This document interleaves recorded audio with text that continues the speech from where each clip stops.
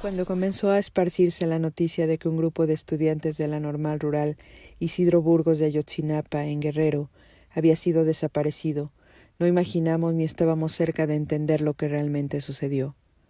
El 26 de septiembre de 2014, estudiantes de los primeros años de la Normal Rural fueron a Iguala a tomar autobuses para la marcha del 2 de octubre. Ahí fueron cooptados por policías y hombres armados. En los días subsecuentes, luego de la publicación de algunos videos, se supo que eran 43 los muchachos desaparecidos, 43 normalistas, hermanos, hijos, algunos padres, 43 seres humanos. Desde el comienzo, el Estado construyó versiones inverosímiles de lo que sucedió, una denominada verdad histórica plagada de irregularidades. En ese momento, y ahora, los nombres de grupos delictivos y su probable relación con el ejército nunca han sido nombrados con claridad. Sin embargo, han sido investigaciones periodísticas las que poco a poco han sacado a la luz situaciones que van uniendo las piezas de este doloroso rompecabezas. Resumir 9 años de mentiras e impunidad es difícil, pero reflexionar a propósito de ello evidencia los recursos del Estado para mantener la impunidad. Vale la pena resaltar la labor de organizaciones sociales y de derechos humanos, de grupos solidarios, de periodistas, quienes han evitado que este caso, como muchos otros, se quede en el olvido. Hay muchas piezas que unir. Entre ellas, que las normales rurales, por su condición organizativa y de participación social, han sido catalogadas como peligrosas y sistemáticamente reprimidas. Que Guerrero es un estado que, además de tener altos índices de pobreza, se encuentra asolado por la violencia e impunidad de grupos delincuenciales de narcotráfico. Que el gobierno, sin importar el partido del que provengan, se ha caracterizado por establecer prácticas dilatorias y de encubrimiento que obstaculizan la resolución de los casos de desaparición. Que de los 43 desaparecidos, solo 3 han sido identificados con certeza. Que la supuesta disposición del gobierno de López Obrador tampoco ha sido suficiente para esclarecer el asunto, que con una insensibilidad pavorosa el caso ha sido usado con fines políticos, que el ejército ha sido protegido, igual que los nexos que tienen con la delincuencia y los políticos involucrados. A 9 años, que baste la palabra del poeta Efraín Huerta para conjurar las irracionales justificaciones de la desaparición y la casi segura muerte de los muchachos. Quien esto lea debe saber también que, a pesar de todo, los muertos no se han ido, ni los han hecho desaparecer, que la magia de los muertos está en el amanecer y en la cuchara, en el pie y en los maizales, en los dibujos y en el río. Demos a esta magia la plata templada de la brisa. Entreguemos a los muertos, a nuestros muertos jóvenes, el pan del cielo, la espiga de las aguas, el esplendor de toda tristeza, la blancura de nuestra condena, el olvido del mundo, y la memoria quebrantada de todos los vivos.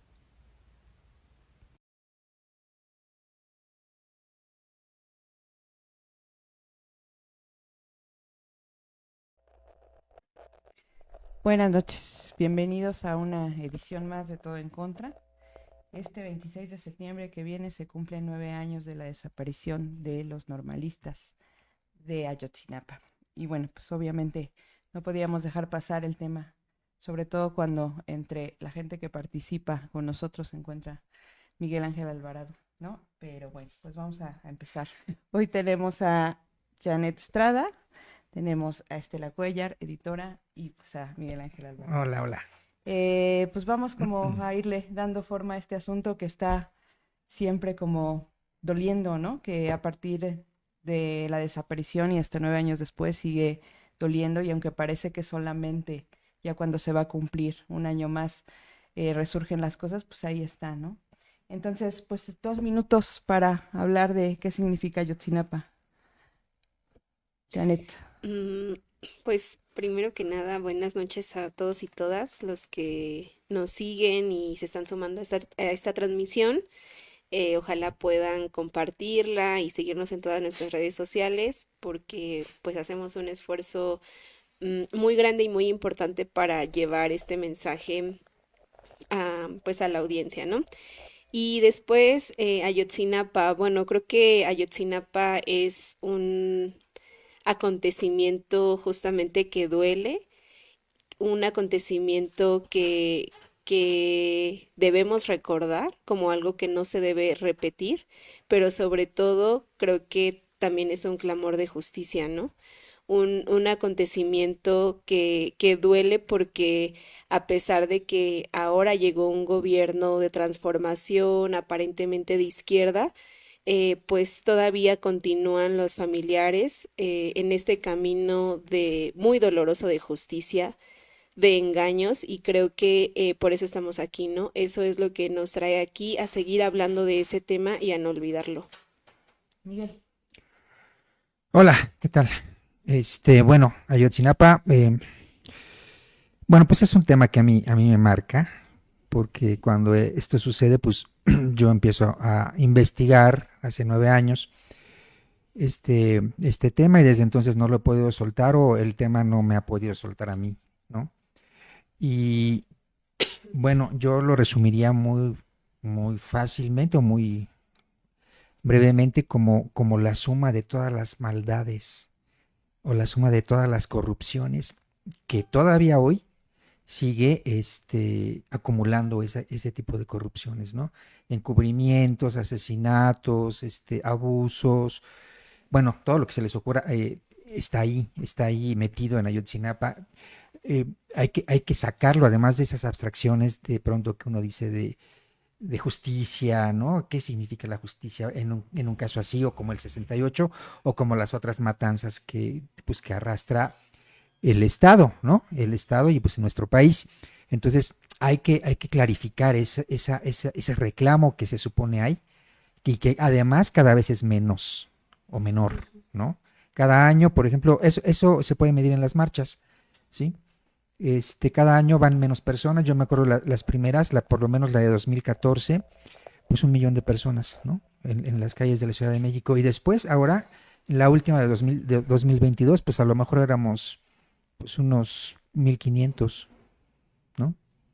Entonces ahí es donde vas pulsando ese tipo de cosas que también se reflejan en otras situaciones, movimientos como el de Haz Valer Mi Libertad, ¿no? Que es un campamento de 4 mujeres abandonado, abandonado por la sociedad, pues, ¿no? Entonces, ese es el compromiso que tiene la sociedad con este tipo de cosas. Parece que sí. Por eso es muy importante, pues ponerlo en la mesa de discusión, recuperar historias y además a los que son reporteros comprometidos con este tipo de temas, bueno, pues investigar en ese sentido, cómo van las cosas. Estela. Pues mira, gracias por invitarme. Yo creo que Ayotzinapa es una herida abierta, es un tema que no concluye, es un tema que no debemos hablar de él en pasado. Es el ejemplo de lo que sigue sucediendo en México. Es efectivamente es el cúmulo de toda la maldad o de todas las violencias o tipos de violencias, pero como sigue ocurriendo y sigue ocurriendo y sigue dándose, pues es un tema vivo. No podemos dejarlo pasar porque entonces nos volvemos cómplices de toda esa maldad y de todo lo que sucede en México. Es un compromiso de nosotros para seguirnos humanizando, mantener esto vivo. Porque hoy son estos chicos que han acabado siendo un número, que son los 43, pero entre esos 43 pueden estar nuestros hijos, nuestros sobrinos, nuestros hermanos, nuestros padres buscando, o sea, nuestras hijas desaparecidas. Los 43 lo resumen todo. Y el Estado el Estado y la transformación, este nuevo gobierno, pues no ha sido, no solo no ha sido diferente que los anteriores, ha sido peor. ¿Por qué? Ya lo hablaremos a lo largo del programa, pero ha sido mucho peor.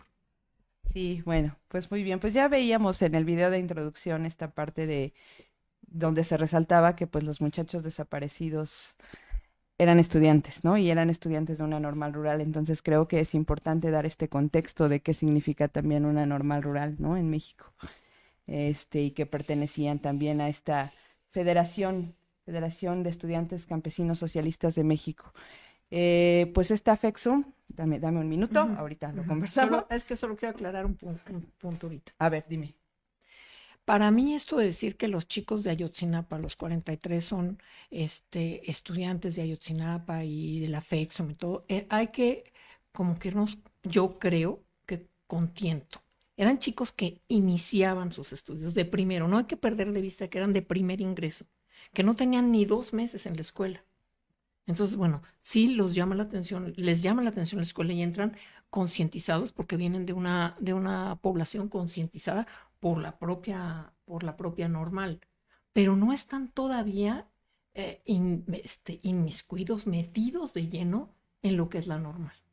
Sin embargo, el trabajo que hacen los chicos, precisamente el ir por los autobuses para poder conmemorar una situación como el 2 de octubre, pues ya está hablando de este contexto de la normal rural, ¿no? Yo creo que los muchachos que estaban allá, pues son parte de un conjunto, ¿no? De esta federación, que si bien a lo mejor no estaban en ese momento, pues ya politizados, sí se trata de un espacio donde se politizan a la larga, ¿no?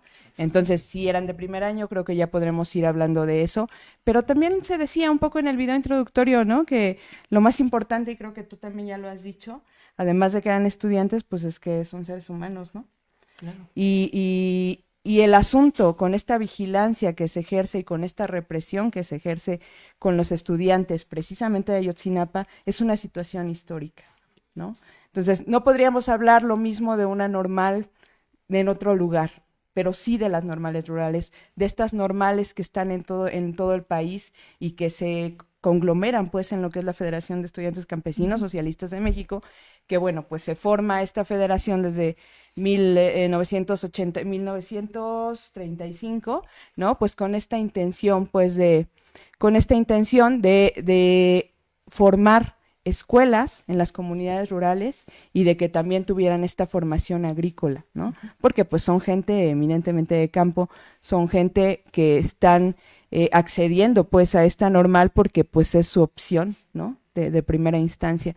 Entonces, creo que sí es importante hablar de la normal rural Isidro Burgos como un semillero pues de gente que de alguna manera va a participar, no todas, ¿no? No todos van a participar, pero sí de esta conciencia política, ¿no?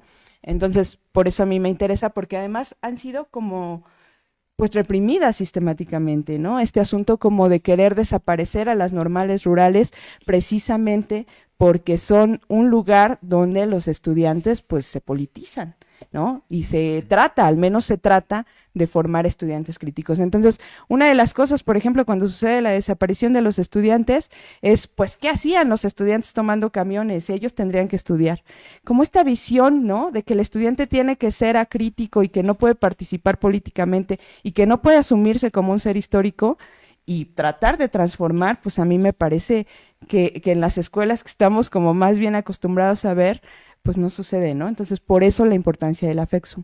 Anabel Hernández dice en su libro que cuando busca en los documentos se encuentra que la normal Isidro Burgos, específicamente esa, porque pues sí sabemos que hay otras normales rurales, estaba considerada como peligrosa para el Estado, ¿no? Independientemente de cualquier situación de infiltrados o de cualquier situación que haya ahí, siempre, históricamente, pues sí han sido como perseguidos, ¿no? Esta misma situación de retirar los recursos para que ellos tengan que salir a buscar, ¿no?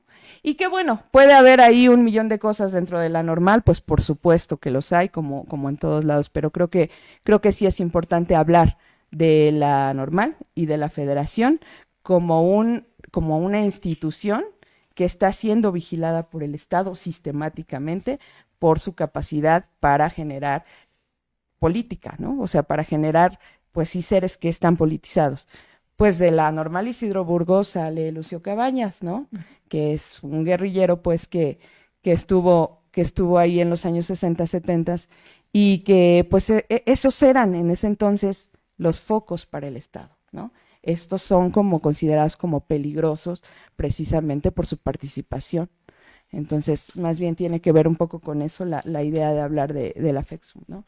Sin embargo, bueno, pues sí, también hay muchas cosas y igual, ¿no? Como es un rompecabezas que hay que ir buscando y hay que irle jalando el hilito por donde sea, ¿no? Entonces, pues no sé si podemos hablar del contexto de la violencia en México, ¿no? A partir de este caso de Ayotzinapa. Sí, claro, creo que justo lo que tú decías es una buena introducción para hablar de este contexto de violencia y de cómo específicamente de la desaparición forzada, ¿no? Que es lo que ocurre con los 43 normalistas de Ayotzinapa y bueno, con una crisis que vive México general. Y bueno, a mí me gustaría comenzar diciendo que pues este término o este hecho violento de desaparecer a una persona, pues justamente viene o se da mucho en las dictaduras militares, ¿no?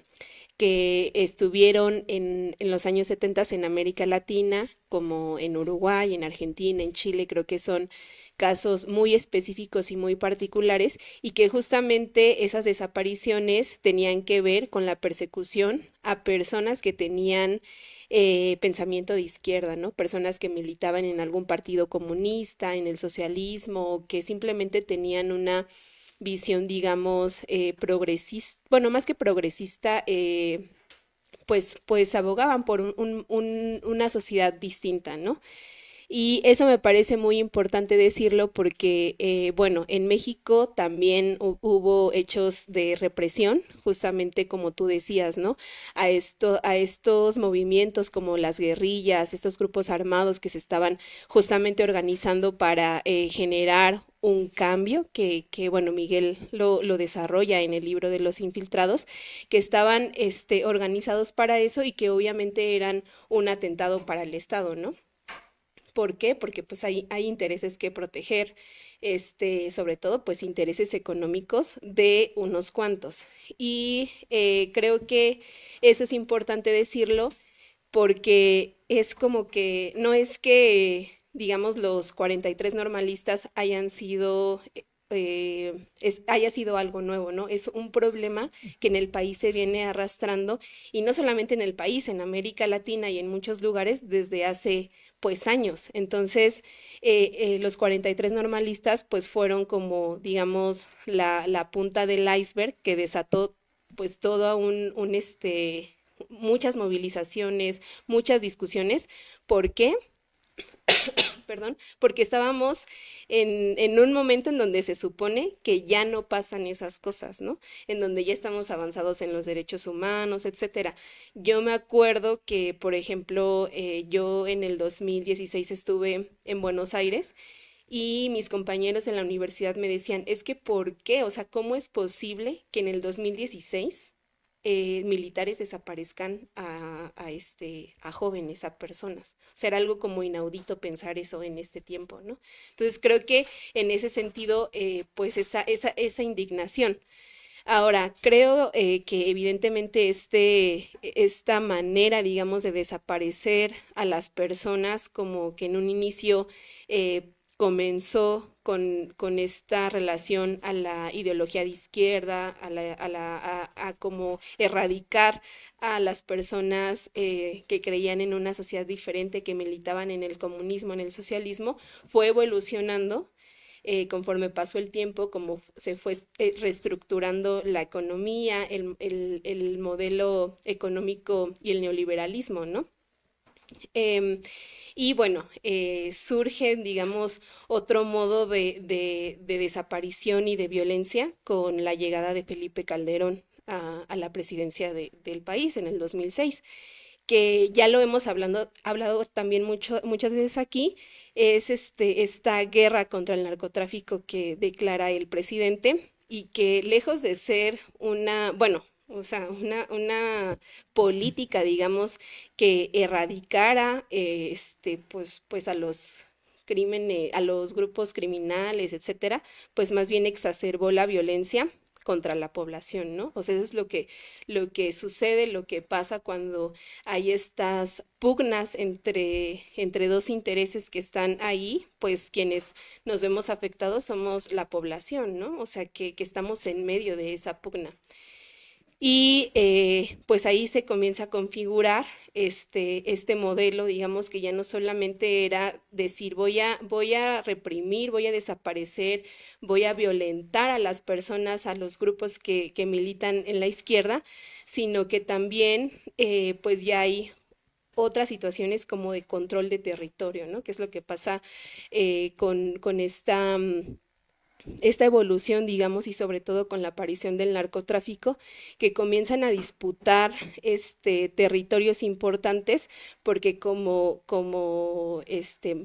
creo que más adelante va a hablar Miguel y Estela, perdón, hay unas disputas por el territorio, porque hay que aprovechar la minería, los minerales que hay en esos territorios para poder explotarlos y obtener ganancias, ¿no? Entonces, quienes se interponen en esta explotación de esos recursos para generar ganancias, pues son quienes pues son desaparecidos, quienes son agredidos, quienes son silenciados, quienes son callados.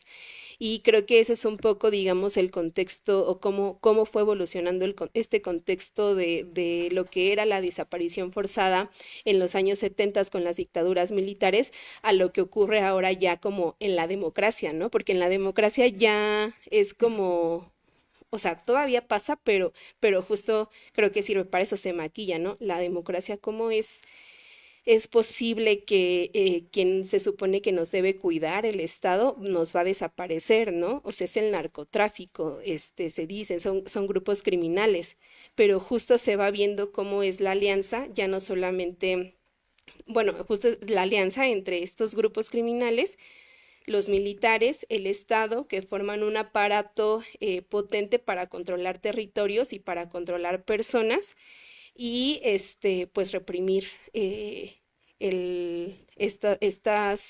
estos movimientos que tienen la intención justamente de generar cambios, como es el caso de los estudiantes en las normales rurales y pues en general, pues no solamente de las normales, ¿no? Sino de muchas personas, muchas organizaciones sociales que están ahí como siguiendo al Estado, ¿no? Revisando qué es lo que hace, qué está, digamos, mejorando o no mejorando en el territorio, en la sociedad en general. Y creo que por eso, pues sí, justo los 43 son, digamos, que la cúspide, pero pues en México hay, pues ya lo decían, ¿no? O sea, hay mujeres desaparecidas, hay muchos defensores del territorio desaparecidos, hay muchos ambientalistas también que han sido desaparecidos. Y creo que también algo muy importante, y ya para cerrar mi participación, son los grupos que se forman a raíz de pues de este problema, ¿no? Que son las madres buscadoras. Bueno, no solamente son madres, hay también padres buscadoras, pero creo que sí hay un, como una participación importante de las mujeres que buscan a sus hijos y que también bueno, a mí me parece muy importante mencionarlo y traerlo acá porque pues no es algo nuevo, ¿no? En Argentina están las Madres de la Plaza de Mayo, en México pues tenemos varios grupos como Hijos México de asociaciones que buscan a sus desaparecidos y que han, digamos, em, expuesto esta situación a través de diferentes maneras, a través de performance, de arte, de manifestaciones que decían bien, pues cada día tienen menos participación. Y pues eso sería.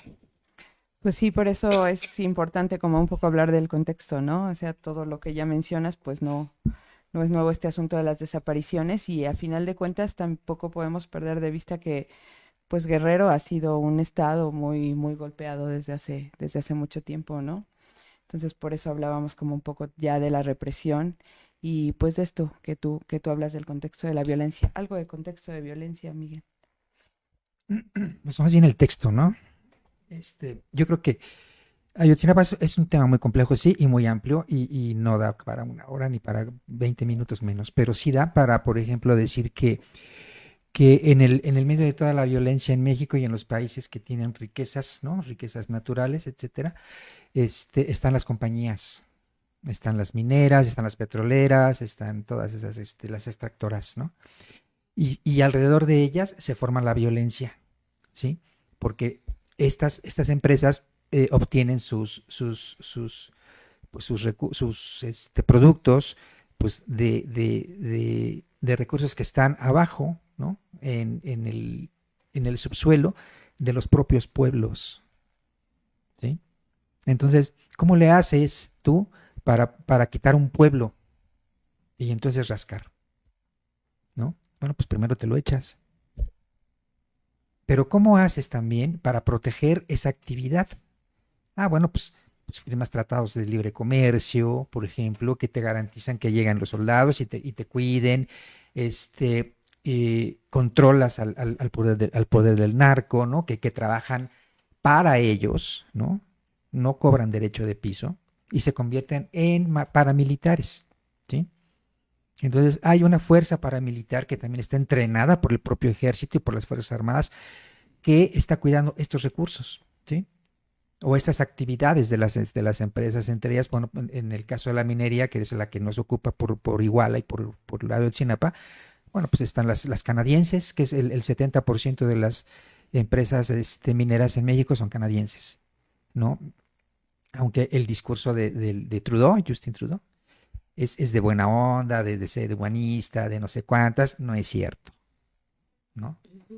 Entonces, ese es el centro de la violencia en México. O sea, no te matan, aunque parezca que porque sí, no es cierto, sí te matan por algo, ¿no? No me refiero a la violencia urbana, sino a la violencia esquemática, ¿no? Que va creciendo, que se va desarrollando después en las ciudades, en los pueblitos, por las relaciones que van generándose, ¿no? Entonces, si nosotros ponemos a la minería, a la industria petrolera, etcétera, en la cúspide de un organigrama, de un diagrama, en el mando de México, vamos a responder un montón de cosas y vamos a entender un montón de cosas. No es el presidente, adelante. Pero también hay que precisar. Hablar de las desapariciones o la violencia y poner los ejemplos de Latinoamérica como las dictaduras y todo, pues está muy bien, pero es parcial. En México nunca han dejado de ocurrir las desapariciones, Exacto. nunca. O sea, desde siempre han ocurrido, desde siempre han sido perpetradas por las fuerzas del Estado, por el ejército, desde el 68, bueno, el 68 ya había revelado lo que sucedía, pero eso sucedía desde antes del 68. Claro, el 56. Y de esto le dio sentido al 68 y después al 72. Y después, si te sigues, de gobierno en gobierno ha seguido sucediendo.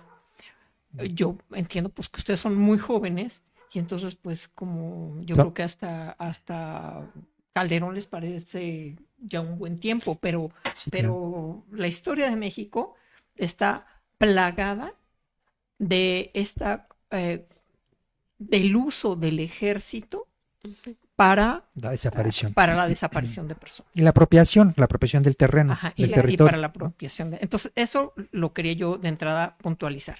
En el caso de Guerrero, sí, efectivamente, como decías, es un estado particularmente violento porque es particularmente rico, ¿no? Entonces... bueno, vale la pena decir que Guerrero, que Chiapas, que Oaxaca, ¿no? Que son los 3 estados más pobres del país, en realidad son los más ricos. Ajá. Bueno, o sea, en el sentido de los minerales y de lo que hay abajo, ¿no? Sí, ¿no? Como sí especificar eso, pues, sí, ¿no? Sí, o sea, sí. Como son pobres, tienen un índice de pobreza muy Pero muy esa pobreza es una esquematización de un ejercicio del poder, ¿no? Y no hay pueblo que tenga peor suerte al que le descubran que un pueblo minero que tiene riqueza en el subsuelo. Ok, pues para ir como por partes, ¿no? Ajá. Y que no vayamos a la minería y que de pronto digan, a ver, ¿qué está pasando? Pues vamos a entrarle, ¿no? Al asunto del libro. al Bueno, libro. antes me gustaría puntualizar Ajá. rápidamente pues la relación de Ayotzinapa con el Estado de México, ¿no? Porque Mm. creo que no es algo que se ve o muchas personas sepan, ¿no? Por ejemplo, ¿cuál es esa relación? Bueno, que Julio César Mondragón, uno de los estudiantes asesinados, que fue encontrado un día después, era del Estado de México, de Tenancingo. Y pues me parece una historia bien importante la de él, porque, bueno, Miguel lo narra en el libro, que ya había estado en dos normales, ¿no? En la Ujú. normal de, bueno, sí, Bueno, ¿verdad? el 3. No, en tres. Bueno, en tres, pues, pero antes de Ayotzinapa ya había estado en Tenería y había estado en la normal de Michoacán. Entonces, creo bueno, lo digo y me parece importante porque en el libro, Miguel nos cuenta Bueno, pero vamos a mostrar los que, libros, ajá, porque si no vamos a hablar así como... que, bueno, Julio César fue expulsado prácticamente de estas dos primeras normales por sus ideas, digamos, pues de libertad, de justicia, de transparencia sobre los recursos que Pues por lo había en menos esas críticas, ¿no? Unas ideas críticas. Sí. críticas para ser como más aterrizados. Sí, Sí, o sea, adelante. hablemos de un muchacho. O sea, Sí, tenía 22 no es años. un dios, no es un, No, no, no. es un chico con conciencia, es un chico que viene de una familia de maestros normalistas, entonces es un chico que está formado desde casa con una ideología, con no sé cuántas, ¿no?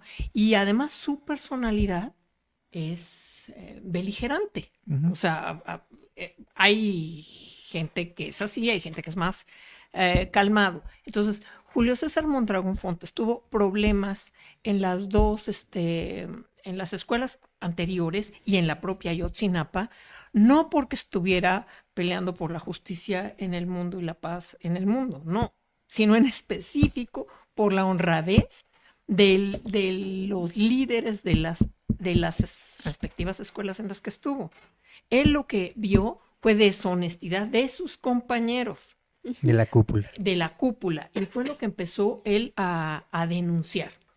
Y Bueno, y digamos, la propia, justicia en la escuela, ¿no? sí, O pero sea, cuando no justicia se aclara de... parecería que es Una Dalit. pues una Dalí. Y eso es lo que yo quiero como matizar, porque tendemos a hacer eso. Digo, claro que es una víctima y claro que lo que se le hizo a Julio César Mondragón es un delito de lesa humanidad.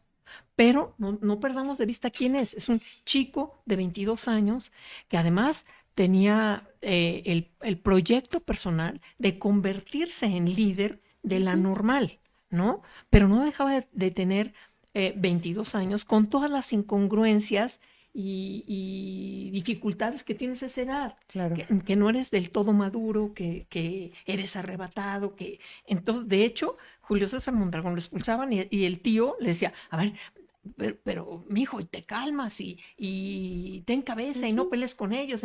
Y le ganaba la pasión y le ganaba la bronca. ¿Por qué? Pues porque estaba se iba enfrentando a situaciones de la escuela. A ver, esto de lo que ya está hablando Estela y ya va a hablar Miguel, pues Miguel es el autor del libro El secreto de Ayotzinapa. Y esto es parte de la investigación que él hizo, ¿no? Entonces, César Mondragón, sí, efectivamente es uno de los muchachos muertos. Entonces, pues creo que para que quien nos esté viendo pueda como entenderlo un poco más, hay que empezar un poco a Ujú. explicar el asunto, ¿no? Antes de que podamos abordarlo así. Ujú, Entonces, sí. Miguel, ahí muy brevemente el asunto de Julio César. Pues miren, a pesar de que han pasado 9 años, muchos mexicanos no conocen Ayotzinapa. Es el caso, ¿no?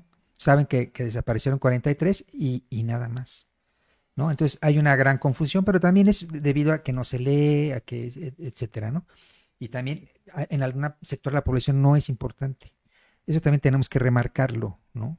Entonces, el 26 de, de septiembre de 2014, un grupo de 43 chicos acompañados por líderes de segundo, tercero de segundo, tercer año, van a Iguala porque bueno, el pretexto es que van por camiones para participar en una, en una ceremonia o en una manifestación del 2 de octubre, ¿sí? De ese año 2014. Entonces necesitan camiones, etcétera. Es una trama súper compleja, pero ahí empieza todo, ¿no? Digamos en lo superficial.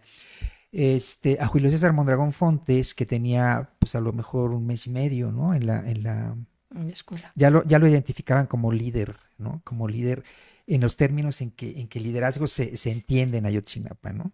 Un líder político, un líder aventado, un chico aventado, como dice Estela, que a veces no le mide, ¿no? Eso es real, o sea, real, porque pues, la familia también ha contado ese tipo de anécdotas, pero que en todo ese contexto, ¿no? En ese lugar, cuenta para sobresalir, etcétera, ¿no? Y crea envidias, y crea pues su propio grupo, y crea también una amenaza real en torno a él, ¿no? Entonces, ¿por qué lo digo? Porque Julio César Mondragón Fontes salió señalado de Ayotzinapa por un dedo, Ujú. ¿no? Eso es súper importante, ¿no? Él iba condenado a muerte. Pero además, Ujú. desde antes Julio César Mondragón tenía un mes y medio en la escuela y ya estaban tramando su expulsión Sí. de Ayotzinapa. Sí, está eso terrible. Es decir, desde antes de que él se subiera en un camión y se fuera, él ya no iba a seguir en Ayotzinapa, ya ¿Cómo? lo iban a expulsar. ¿Cómo puede un chico que tiene un mes y medio en ese lugar, ser señalado para que lo maten o para que le hagan algo, ¿no? O sea, ¿qué debió haber pasado en Ayotzinapa para que una persona así, cualquiera, ¿no? Saliera condenada a muerte? Bueno, pues básicamente una confrontación política, ¿no? Entre grupos adentro, que eso todavía no está muy claro, pero por lo menos tenemos perfiles que sí dan un camino para poder eh, narrar una historia. Pero ¿qué le pasa a Julio en Iguala, ¿no? Bueno, llegan a Iguala y él en un cruce del Periférico Norte y la calle de Juan N. Álvarez, él está, ahí ya a los camiones se habían atravesado, digamos, atraviesan Iguala, y él baja, ¿no? Baja del camión, está muy asustado, etcétera, cuando de pronto a los chicos que están ahí les cae un comando, ¿no? El comando de los bélicos que los rafaguea, y ahí hay 2 muertos. A Julio se echa a correr. No tenemos la ruta, tenemos lo que hizo, y también tenemos sabemos quién lo levanta, ¿no? Es el famoso chino, ¿no? Un líder de los Guerreros Unidos ahí, y se lo llevan a un lugar cerquitita, ¿no? A lo mejor a unos Pero ¿por 2000 por qué se acerca Julio a estos tipos? Porque van en una camioneta de protección de civil. protección civil. ¿No? Es decir, no es que lo paran un particular, sino que él ve una camioneta de protección civil y se acerca a solicitar ayuda. Y en esa camioneta va un líder de los rojos, De los Guerreros Unidos. de los Guerreros Unidos. Entonces lo llevan a un descampado, ¿no? Bueno, no es un descampado, es una zona industrial pues muy oscura, por decirlo menos, ¿no? La zona del Camino del Andariego, así le llaman. Y ahí ahí lo desollan, ¿no? Pero lo desollan en vida, de acuerdo a las investigaciones forenses que se realizan en torno y es encontrado a las 6 de la mañana del 27 de septiembre, En los primeros. pues por el ejército. Pero lo curioso es que a 400 metros de ese lugar, que pues hemos recorrido infinidad de veces, está el C4 de Iguala, ¿no? Con las cámaras así muy coquetas, ¿no? Volteando hacia arriba. Entonces, no hay una grabación, ¿no? En el último informe del GIEI, yo no sé por qué dijeron eso, los del GIEI, que probablemente lo habían matado, lo habían asesinado en un otro pueblito lado. cercano, Mextlalpan, cerquita de Iguala. Y eso ha creado una gran confusión, pero también una gran desazón, sobre todo en la familia Mondragón, porque entonces ya no cuadra nada. ¿Por qué lo dijo el GIEI si no tiene pruebas? ¿No? El tema del GIEI es un temazo. Sí, Que deberíamos abordar a lo mejor no ahorita, sino en otra ocasión. Pero el GIEI no es lo que parece, ¿eh? Hay que tener mucho cuidado con esas informaciones. El GIEI trabajó porque ya se fue, con información que le dio el Estado y nada más, no hacen ¿no? campo. Pero bueno, independiente, estaba firmado un contrato en el que se obligaban a trabajar con información exclusivamente del Estado y comprobada de alguna manera en ese sentido, ¿no? Entonces, eso limitaba pues, 1000% el trabajo que vinieron a hacer. Ellos son como la Profeco, para acabar pronto, ¿sí? Pero además No, fueron muy tramposos porque dijeron no tener información que sí tuvieron desde el principio. Pero Julio, digamos que el hate, si nos vamos por el hate, se nos va a ir Sí, todo sí, el se más nos va a bien, ir, pero más bien bueno, creo que seguimos finalmente en el entra, asunto sí, de... entra ahí. Ajá. Entonces, Julio es muy importante primero por la forma en que muere, en que lo matan, ¿no? Tiene pues arriba de 30 y tantas fracturas en su 60 y cuerpo, tantas, realmente no recuerdo, pero el número 60 y está en los tantas. libros. Este, le cortan el rostro, ¿no? De acuerdo con la investigación del forense realizada por un médico austriaco, pues le levantan así ¿no? el rostro, la piel y se la arrancan para que salga como de un solo trozo.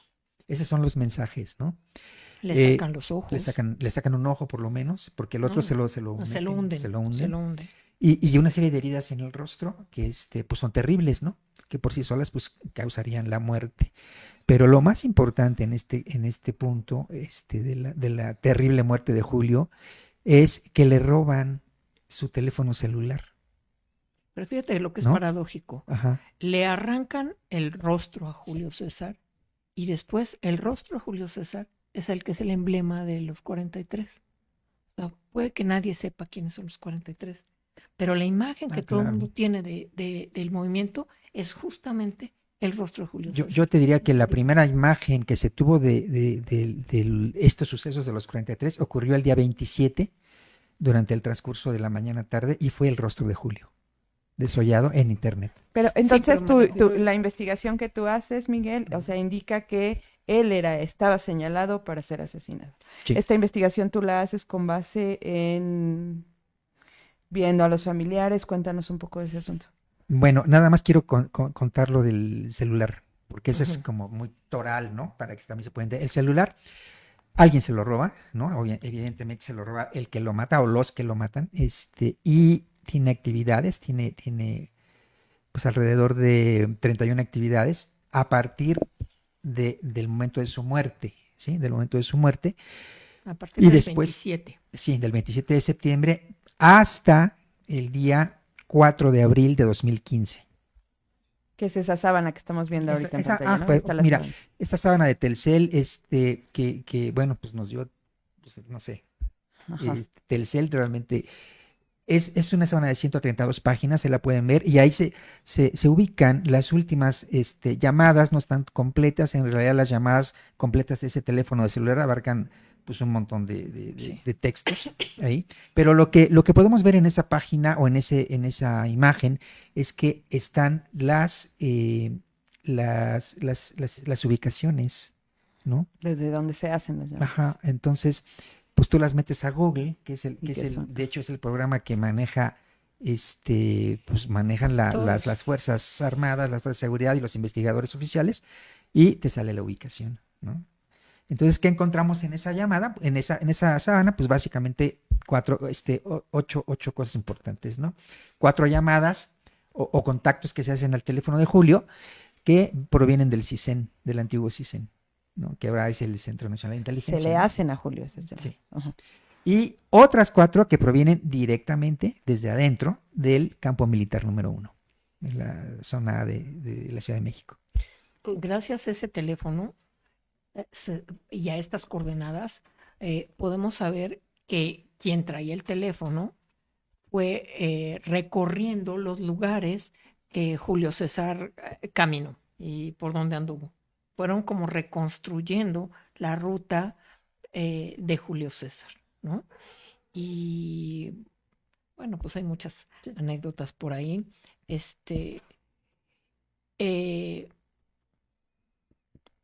Sí es muy importante el teléfono, pero no solo, bueno, para nuestro caso sí el de Julio César Mondragón, pero también tendrían que ser los teléfonos de los demás. ¿Por qué no se ha hablado de los teléfonos de todos estos chicos si todos traían teléfono? Porque es un tema que ni el GIEI lo comenta, ni el gobierno, ni nada. De la sábana de llamadas que se habla es de la de Julio y pues es muy importante. pero nosotros, bueno, Miguel tuvo acceso a llamadas pidiendo auxilio de otros teléfonos mientras los están torturando y matando. Audios. Si Miguel pudo hacerse, que es un periodista, un reportero de a pie, y con una investigación absolutamente comprometida, pudo acceder a ciertas llamadas, a ciertos teléfonos, a ciertos mensajes, ¿cómo es posible que alguien, ahora sí que nos expliquen cómo es posible que desde el Estado no digan, a ver, aquí tenemos los teléfonos? Sí, pero de los eso 40? quiere decir muchas cosas. Claro. Por ejemplo, hay 80 millones de llamadas analizadas por la COVAG, que es la Comisión de la Verdad y Acceso a la Justicia. Pero ellos dicen que no encontraron nada. Por supuesto que sí encontraron, ¿no? Sí. Entonces, lo que está pasando es que están discriminando la información. Quiero apuntar también que el GIEI tuvo acceso a esta sábana de llamadas porque nosotros se la dimos. ¿Sí? Ok, bueno, a mí me gustaría mencionar algo. Un poco para el libro se llama Los Infiltrados, Este ¿no? es un libro, sí. Este es el otro, El otro, el de la guerra que nos ajá, ocultan. pero me gustaría hablar de Sí, este, que adelante. es el más reciente. Aquí nos cuenta, bueno, que me parece algo muy importante también, es que los líderes estudiantiles de Ayotzinapa, que ya eran de otros grados, sabían que no podían ir a Iguala Ujú. porque tenían amenazas de muerte, ¿no? Específicamente bueno, contra algunas personas de la normal, Contra pero la que normal. se volvió después general, ¿no? Que ya nadie nadie que estudiara en la normal podía ir a Iguala. Entonces, me gustaría que nos hablaras como para ir relacionando con quiénes son los infiltrados, qué relación tienen estos infiltrados con el crimen, bueno, con el narco y este aparato, digamos, que ya mencionábamos al principio, de explotación de recursos e intereses económicos que hay en Iguala. Entonces, bueno, los líderes estudiantiles sabían que no podían ir los estudiantes allá y aún así los mandan a bueno, no secuestrar, a tomar Se camiones llama para secuestrar. ir a la protesta del 2 de octubre y ahí ocurre todo, ¿no? Sí, no solo es interesante esto que mencionas, Jan, sino también la relación hoy de esos líderes, de esos que eran los líderes en ese momento, ¿qué relación tienen hoy con el gobierno federal? Como no, con Exactamente. otros gobiernos, como el de Guerrero, por ejemplo, ¿no? Y incluso el Estado de México. Bueno, pero hay un montón de cosas nuevas. Pero bueno, finalmente, esos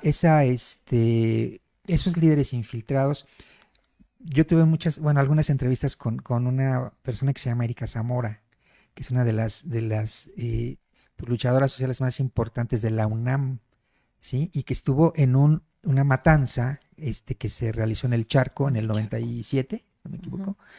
Y fue apresada por el ejército. Esa matanza la realizó el ejército y fue apresada por el ejército. Pasó pues por lo menos 4 años en cárceles federales de aquellos años, imagínense, ¿no? Cuando ella sale funda pues una organización de derechos humanos, etcétera, pero ella conoce de manera muy profunda la manera en que se opera la infiltración. Y yo me acuerdo perfectamente que estábamos en la Ciudad de México tomando un café y estaba Félix Santana, que hoy es el secretario técnico de la Comisión de la Verdad y la Justicia, y otro periodista. Y ella me dijo, los muchachos fueron infiltrados. Hasta me dijo que me perdonen los padres. Entonces, eso fue en 2015. Pero explícanos qué ¿No? significa esto. Infiltrados quiere decir que hay personas que dentro de la organización estudiantil, ¿no? De la cúpula o pues sí, de la cúpula que maneja, digamos, los intereses de los chicos, que también trabaja para otras fuerzas, es decir, los poderes fácticos. En este caso, pues es el narco, el gobierno y los soldados, ¿no? Y las policías. Bueno, y las policías, las fuerzas de seguridad, ¿no? Esos son los infiltrados. Y generalmente los infiltrados, pues son personas que tienen un poder, ¿no? No solamente son informantes, ¿no? O sea, sí hay informantes, por Eso es supuesto. Hay aparte. informantes de a pie, como dice Telita, que los reporteros también somos de a pie. Los orejas. Las orejas, ¿no? Son las orejas, pero hay por lo menos 2, 3, ¿no? En cada movimiento que tienen poder de convocatoria y tienen poder de movilización, De decisión. de decisión, ¿no? Ujú. Y bueno, pues, por supuesto que tenemos los nombres, ¿no? El primero es Emanuel Vázquez Arellano, que es actualmente es diputado federal plurinominal por Morena, y que en ese entonces se le conocía como Omar García, alias el 44, alias el Eterno, sobre todo el Eterno, que le decían, el Jackie Chan y el abuelo, ¿no? Tenía varios alias ahí. Y era un tipo que ya pues, era viejo para la edad de los chicos, ¿no? En ese entonces, ¿no? Y hoy por hoy no es normalista. No nunca fue, o sea, nunca terminó. O sea, finalmente se salió, él se autonombra como vocero de los estudiantes, mucho tiempo se autonombra. Pero incluso él tuvo entradas y salidas de Ayotzinapa y se iba a otras universidades. Pero en cada entrada de el Eterno a Ayotzinapa coincide con algún evento donde hay muertos. Él era sí, no nada más son los 43. Sí, eso es muy curioso. Eso. Y desde antes que él entrenó a otros compañeros, él decía e insistía, y hay muchos testigos, y está referido en el libro, decía, aquí tiene que pasar algo para que esto nos tomen en serio, nos volteen a ver y no sé qué. Y eso, cada vez que él decía que tenía que pasar algo, se refería a algo, pues a muertes. Bueno, yo quiero decir que el viaje de los chicos de Ayotzinapa, que se realizó el 26 de septiembre, estaba planeado desde diciembre de 2013.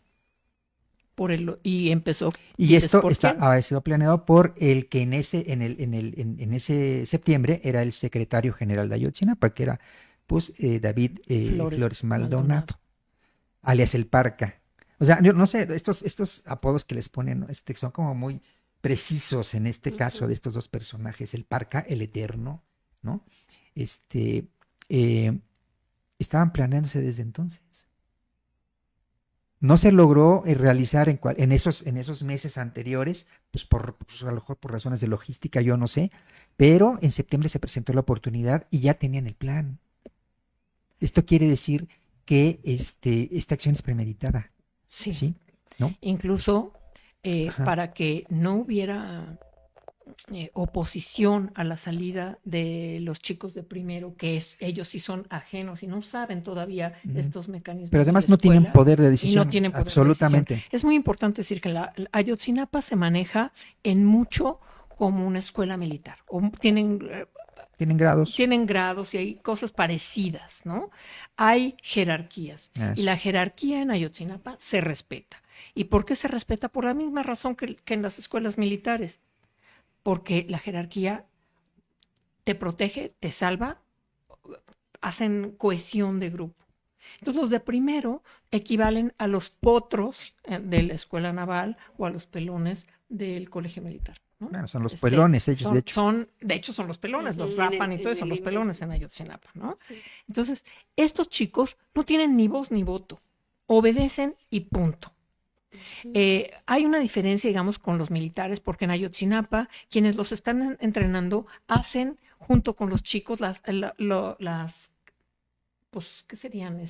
Las actividades que son muy fuertes, que uno las vería, pues, primas hermanas casi de maltrato y de acoso.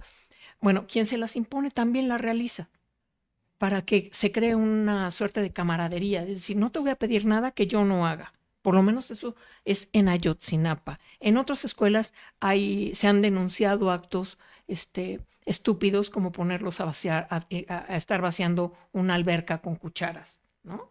Eso pasó aquí en Tenería, ¿no?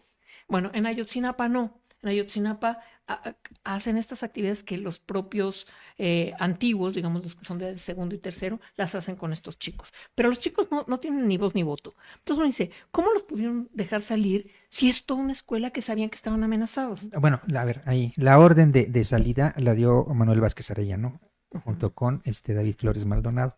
Esto no lo digo yo, lo dice él. Los dos diputados que en el libro dice. El Parca, el otro es secretario de algún... es director de la SEP en Guerrero, si no mal recuerdo, ¿no? Entonces, pero quiero decir que todos estos dos tienen cargos importantes, pero además no son los únicos, ¿no? Hay otro grupo, hay un grupo que los protege o los sigue, por lo menos de 26 personas, que participan de alguna forma. Por ejemplo, el camión que cruzaba la ciudad de Iguala en primer término, ¿no? Era un convoy de 3 camiones, estaba conducido por un estudiante. Moisén, Heriberto Moisén, alias el Chane, ¿no? Muy De los cercano. camiones tomados. Sí, de los Sí, camiones estamos tomados. muy Entonces, cercanos. ¿por qué? O sea, yo creo que todo el mundo se pregunta, ¿por qué atravesaron la ciudad sabiendo que las calles son súper estrechas, ¿no? Para empezar. Y además, para seguir, pues que estaban los policías ahí cuando tenían la salida hacia Chilpancingo, ¿no? A 200 metros. Pero lo cierto es que el camión que se fue para la salida de Chilpancingo también lo agarraron. Sí, pero la lógica te indicaba, o sea, independientemente de lo que pasara adelante, que no tenías que meterte al centro, ¿no? Pero Entonces, antes de eso, antes de salir de la escuela, David Flores Maldonado dio la orden de que de segundo, tercero y cuarto se fueran a sus casas y regresaran el lunes. sí, Y él solo se quedó en la escuela vacía la escuela se quedó vacía. con los de primero y este grupo de 26 personas allegados a él que iban a coordinar. Es decir, no hubo oposición en ese sentido. Es ¿no? decir, el asunto estaba así planeado. Sí, estaba Sí, planeado. Estela, ¿qué aporta la investigación de Miguel al caso? Pues yo creo que, mira, yo creo que Miguel es quien ha profundizado más en el caso Ayotzinapa porque se ha ido a meter a Ayotzinapa al ojo del huracán. Entonces Miguel hizo una investigación muy profunda, muy seria, peligrosa y muy empática de las víctimas y de toda la situación. Entonces, ¿qué aporta? Pues yo creo que ha ido aportando todo lo que van revelando que han ido revelando el GIEI y lo que ha ido aceptando el gobierno federal, ya estaba publicado en el libro. Pero además, Miguel, antes de publicar el libro, le fue informando a Félix Santana y a todos los de la Comisión de la Verdad cómo iban las investigaciones, pensando que eran oposición, que cuando fueran gobierno iba a haber como apoyo y apertura y no sé cómo, porque además ese era el discurso. Nosotros cenábamos, comíamos y éramos amigos de Félix Santana. Y digo, éramos en pretérito perfecto de valió. ¿Por qué? Pues porque es un traidorzazo, ¿no? Digo, es un tipo que si está en donde está es justamente por el caso de Ayotzinapa y por la familia Mondragón. Y hoy no los recibe ni en el pasillo. Les ha dado la espalda absolutamente. O sea, la estructura del caso, todo lo que hemos contado tiene un montón de detalles. Sí. Y hemos dejado fuera un montón de cosas muy importantes también, ¿no? Pero por eso hacemos libros, porque no nos caben en otros espacios, ¿no? Entonces, bueno, me gustaría saber como para cerrar esta idea de cómo fue infiltrada Ayotzinapa, cómo estos dos líderes estudiantiles mandaron a los estudiantes de primer grado a tomar los camiones. ¿Quién se beneficia de esas muertes y quién, con todo esto de lo que comentábamos al principio de la minería, quién está detrás? Pues básicamente las mineras se benefician porque hay que recordar que Ayotzinapa pues es la joya de la corona de la resistencia social en México, y no del 2014, sino desde hace muchísimos años, incluso antes de Lucio Cabañas, del 70 y 60 y tantos, ¿no? Es Ayotzinapa el punto neurálgico, digamos, de esta. Entonces se convierte en símbolo independientemente de que sirva o no sirva, ¿no? Si tú destruyes un símbolo, entonces destruyes lo que hay alrededor, ¿sí? Pero Ayotzinapa, a pesar de sus problemas internos, articulaba defensa de pueblos, por ejemplo, en contra de quién, pues de las mineras, ¿sí? Que tenían que pasar de pronto años, o por lo menos meses, para reanudar actividades que eran súper costosas, ¿no? Entonces no era tan fácil también para las mineras trabajar antes en esas condiciones de que los profes egresados de la normal fueran por ejemplo, a defender al pueblo en donde se les ubicaba para trabajar, ¿no? O su propia comunidad. Esa es una razón, ¿no? Pero la razón que va a dar Gers Manero, que es nuestro fiscal genial, ¿no? El general de la República, es que hubo una confusión. Esa es la razón que va a dar, ¿sí? Entonces, que se infiltraron los rojos, el grupo de los rojos, en los chicos que iban en los camiones, ¿no? Hacia Iguala, o en los dos camiones, iban dos. Y los Guerreros Unidos los estaban esperando en Iguala, ¿sí? ah, para que pudieran pues, detenerlos asesinándolos. Entonces, lo más fácil fue dispararles indiscriminadamente y en ese sentido se llevaron a los que se llevaron por encima. Esto, pues, con alumnos incluidos, ¿no? Esa es la explicación que va a dar Hertz Manero y tampoco lo digo yo, lo dice él, ¿no?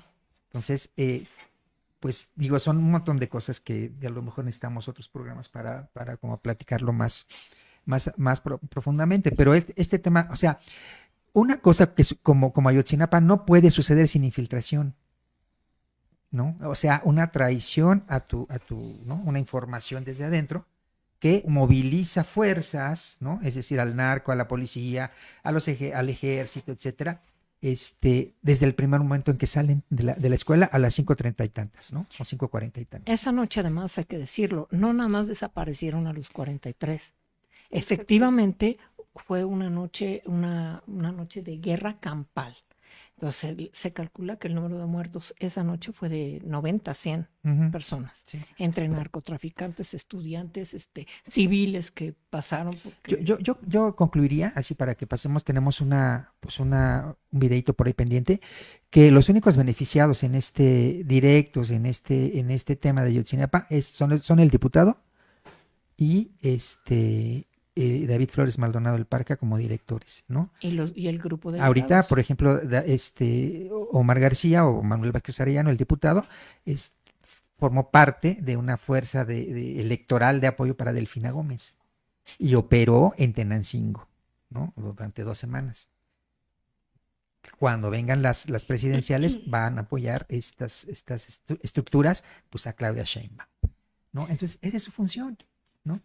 Los demás, bueno, podemos hablar también de ellos, pero son menores y creo que no tenemos tanto tiempo. También quiero apuntar rápidamente que el día 25 de septiembre, en el pueblo de Tecomatlán, en Tenancingo, en el Estado de México, el pueblo de origen de Julio César Mondragón Fuentes, habrá un debate para que el diputado, que yo le mando saludos, pueda acudir y explicar la versión de las cosas. Va a estar la familia Mondragón. Este debate lo está organizando la familia Mondragón. Y la invitación está corriendo desde hace algunos días. Hoy formalmente aparece en redes sociales, etcétera.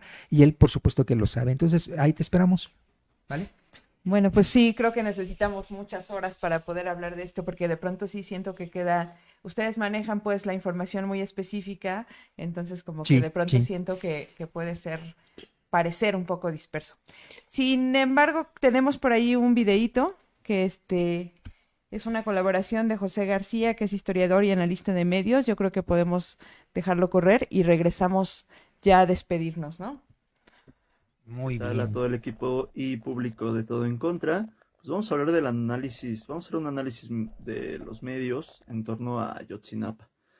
Para resumidas cuentas, hay un chiste de Zizek que cita a Sigmund Freud, en el que se habla de una tetera. En el libro La interpretación de los sueños, Freud menciona una tríada, una serie de 3 pasos, por decirlo así, en los que atraviesa la mentira. Estos 3 pasos bien podrían servirnos para entender cómo ha ido evolucionando y cambiando el manejo mediático en torno a Ayotzinapa. En primer lugar, tenemos el paso de tú no me prestaste una tetera, ¿no? En este caso, se niega absolutamente la forma en la que sucedieron los hechos, y esto lo podemos ver en el caso Ayotzinapa desde el principio, cuando antes de la desaparición lamentable de los 43 estudiantes, tenemos un manejo mediático previo, dibujándolos o construyéndolos como personas problemáticas, personas que pueden generar muchos conflictos al interior. Recordemos esa famosa escena de el incendio también lamentable de la gasolinería en Guerrero, y esto va provocando el ambiente mediático en el que posteriormente, cuando ellos desaparecen, se asume la idea de que pues algo tenían que hacer, ¿no? Es de nuevo, algo tenían que ver con la desaparición. Es de nuevo una forma en la que se construye la idea de tenemos no existe tal tetera, ¿no? No me prestaste tal tetera, existe el problema porque en realidad podrías tratarse, manejaron los medios en un primer momento, de un conflicto entre los estudiantes y el narcotráfico. El segundo paso que enlista Freud de la mentira es pasar de ese no me prestaste tal tetera a me prestaste tal tetera pero te la devolví. ¿Okay? Entonces en esa lógica aparecen los medios en un nuevo paso tratando, manejando, diciendo que si bien era cierto que los chicos habían sido desaparecidos, el Estado como tal, recordemos que la consigna que van a asumir los movimientos sociales en defensa de los desaparecidos de Ayotzinapa y apoyando a los padres de estos mismos, pues fue el Estado, esa es la consigna. Y entonces los medios para aligerar esto van a construir la idea de que no fue el Estado, que pueden ser casos muy particulares que, insistimos, fue el narco coludido con el gobernador, perdón, con el alcalde de Iguala y bueno, pues el alcalde es del partido político de izquierda, por lo tanto tiene que ver también con López Obrador, etcétera. Se aventaron toda esa vuelta para explicar, insisto, la segunda parte que es, tú no me prestaste, perdón, sí me prestaste la tetera, pero te la devolví. Sí sucedió, sí fue el narco, pero no fue el Estado. Tal vez eran inocentes, pero pues hicieron algo que no era adecuado. Y entonces se revictimiza de todos modos. En ambos casos anteriores se revictimiza. Y vamos a entender entonces que el tercer paso que cita Freud de la tetera es decir, sí me prestaste la tetera, no te la devolví, pero cuando me la prestaste ya estaba rota. ¿Okay? ¿Qué sucede en este caso? Bueno, pues se enuncia la idea de que de antemano ya hay una falla en lo que estamos construyendo como este préstamo, o en el caso de Ayotzinapa, como una cuestión de personas, bueno, el ejército quizás sí estuvo metido, ¿no? Pero son casos aislados, no es algo sistemático, y también de alguna manera el propio presidente López Obrador repite este último discurso mediático diciendo, bueno, pues nosotros podemos apoyar, estamos apoyando esta investigación, pero al mismo tiempo no están dando la información o el ejército está encubriendo la información que lo compromete. Por lo tanto, mediáticamente, en el tercer aspecto, se cita la idea o se construye la idea de que estamos hablando de casos aislados. No estamos hablando de una cuestión sistemática que para todas las personas que estuvimos involucradas o que hemos estado involucrados en movimientos sociales a lo largo de estos últimos 10 años, sabemos perfectamente que el Estado juega un papel importante en la persecución de estos movimientos sociales. Por lo tanto, en conclusión, podemos decir que el manejo mediático de estos tres momentos, en un primer momento, cuando esto ocurre y un poco antes, se construye la idea de que los estudiantes de Ayotzinapa son personas muy problemáticas, se aplica esto que en Perú le llaman terruqueo, que es convertirlos en enemigos del Estado, por lo cual se justifica cualquier acción en su contra. En segundo lugar, se construye la idea de que sí hubo una involucración, pero estamos hablando de pequeños personajes como un alcalde o como o como el propio narcotráfico, ¿no? Que juega este papel general. Y por último, estamos viendo el tercer caso, que es el ejército estuvo involucrado, pero no como institución, sino con casos aislados, ¿no? No se investiga, como ya recordarán y como seguramente hablarán ustedes, no se investiga el papel de los empresarios, de los paramilitares, no se investiga el papel o no se habla del papel que jugó también el ejército abiertamente, ¿no? Con indicaciones claras, etcétera. Y que no concuerda con la política o la dinámica que está manejando el presidente actualmente en torno a esta especie de blanqueamiento de las Fuerzas Armadas, entendiéndolos como pueblo uniformado. Habrá que ver qué va a pasar después, habrá que ver también qué sucede en estos casos.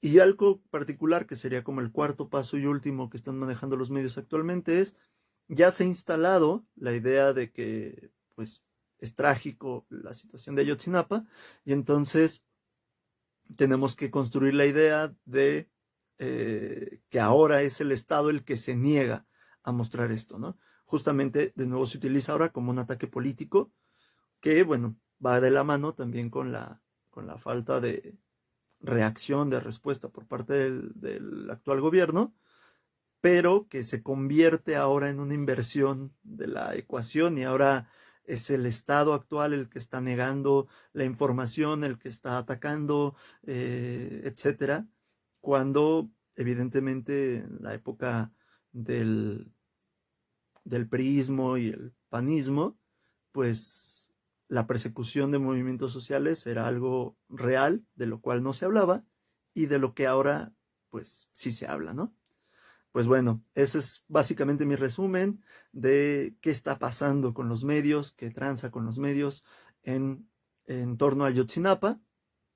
Y bueno, espero que se encuentren muy bien y nos vemos en una próxima ocasión. Chao. Bueno, pues ya vamos aquí en la última recta del programa. Lamentablemente se nos acaba el tiempo y hay muchísimas cosas que decir. Entonces, pues vamos cerrando. Jan. Bueno, pues nada, primero decir que ya está la convocatoria para la movilización del 26 de septiembre, convocada por las madres y padres de los 43 normalistas desaparecidos de Ayotzinapa.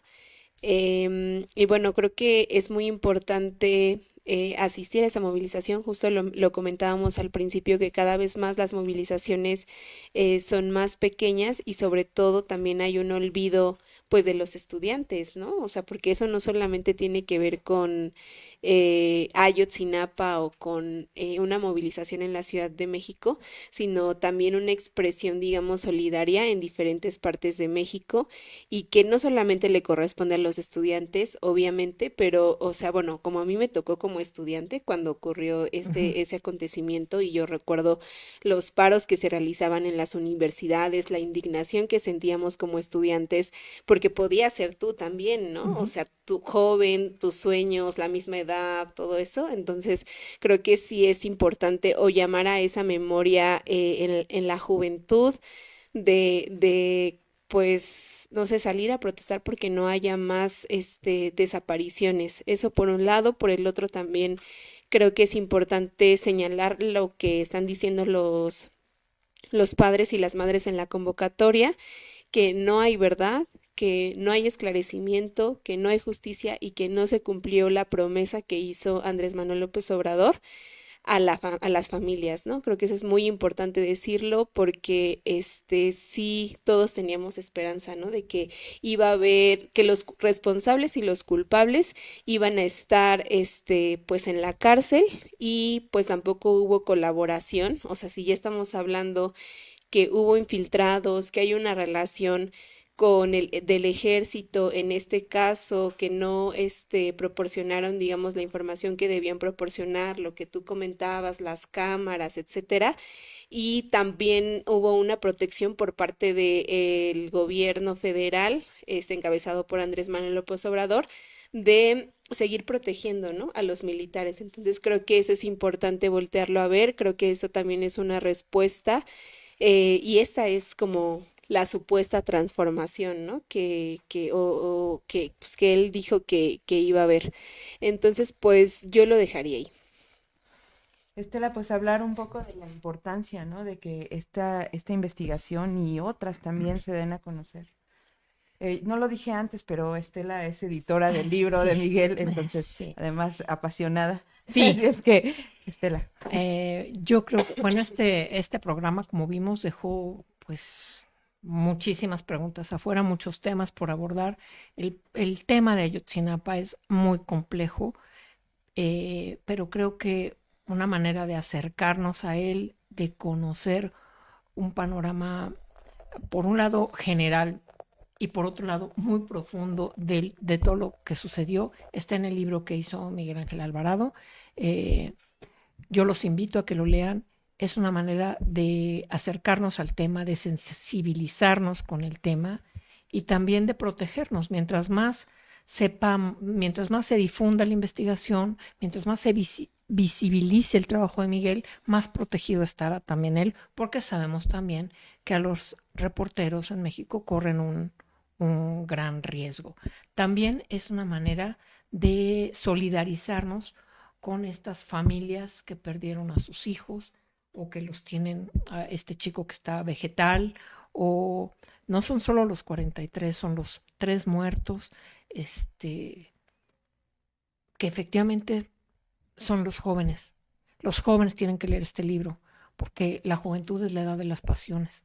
La juventud es cuando nos acercamos a una causa y la hacemos nuestra. Los viejos decimos, al contrario, le decimos a nuestros hijos, no te metas en eso, tú tranquilito, tú a lo que vas a estudiar, no te metas. Pero los jóvenes son los únicos que pueden verdaderamente transformar este país y comprometerse y cambiarlo, es la generación de jóvenes. Tienen que acercarse, conocer este México, que es el México que les estamos heredando. Eso es lo que yo ¿Dónde diría. encontramos el libro? El libro lo pueden pedir por Amazon. También está en algunas librerías como El Sótano, de Satélite, en Miguel Ángel de Quevedo, o bien con nosotros mismos también, porque pues es un libro que editó Viceversa.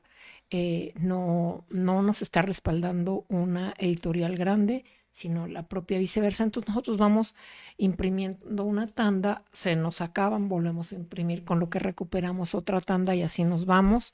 Entonces la vía es o bien con nosotros, contactarnos, que pueden pues pedir los datos aquí en el programa, o bien, como les digo, en Amazon es muy fácil, es el costo del libro, que cuesta 300 pesos más costos de envío. Vale la pena, de verdad es un libro que lo empiezas a leer y uno quisiera que fuera una novela de terror, la verdad. Entre que no lo puedes soltar, es un libro que te horroriza y al mismo tiempo te asquea y al mismo tiempo te compromete. No hay manera que como lector quedes igual que antes de leerlo. El libro te marca un antes y un después sobre tu percepción de México, de los jóvenes y del caso de Ayotzinapa. Gracias, Estela. Y pues ya para terminar, Miguel, ¿no? Como un poco tratar de hacer esta conexión de lo que hablabas y pues el caso de Ayotzinapa. Bueno, vamos aclarando que yo creo que o sea, sí hay un avance importante en las investigaciones oficiales, pero hay que tomar en cuenta que van a proteger a los infiltrados, ¿no? Obviamente, y también que se trata de una investigación electorera o electoral, porque se va a dar a conocer en los días o en los meses en que van a estar las campañas o las precampañas presidenciales del 2024. Y por supuesto que se va a utilizar como una herramienta para influir en algún sentido en ese momento. Entonces hay que tener muy en cuenta eso, ¿no? La investigación está terminada desde hace un año y medio. Solamente falta el momento que lo va a encontrar Obrador, que bueno, ya lo tiene, para dar a conocer esto. Mañana o pasado mañana, una reunión con los padres, ¿no? De Ayotzinapa, en los que se les va a informar, pues que todavía no hay nada, pero que aguanten, ¿no? Que dentro de poquito se va a resolver. Más o menos eso va a decir en la reunión presidencial. Bueno, ¿cuál es la conexión de las mineras entonces? ¿Por qué hablamos de las mineras como eje central o como punto neurálgico de la situación? Bueno, pues básicamente porque las mineras llegan a los pueblos donde nacen los chicos, estudiantes, o donde trabajan estos chicos, y es ahí donde rascan en busca de oro, de uranio, de plata, de mercurio, etcétera.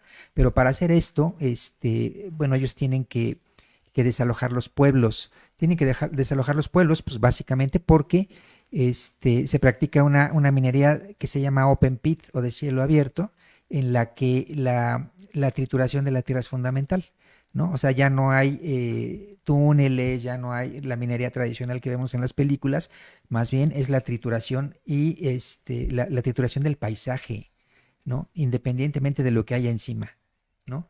Entonces, eso implica, perdón, no entiendo. Ver la Que imagen. tenemos ahí las imágenes. Bueno, ese es Carrizalillo, ese es un lugar que yo quería comentar que nos va a dar tiempo. Ahí quedaron 15 chavos, esa es la mina de Carrizalillo. 15 chavos fueron asesinados en ese lugar por elementos del narco, ¿no?